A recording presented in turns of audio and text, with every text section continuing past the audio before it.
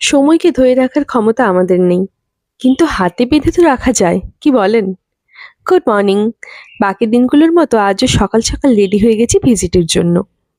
এই হেমন্তের সকালগুলো বড্ড বেশি সুন্দর হয়, তাই না?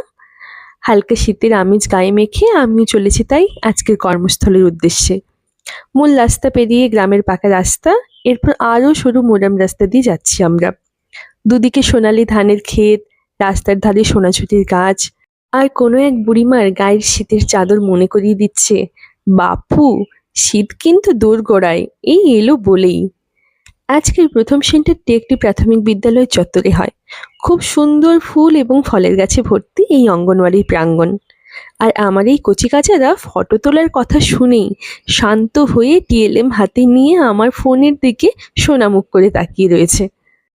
সেন্টার পরিদর্শনের সময় আর বাকি কিছুর সঙ্গেও মূল একটি কাজ হলো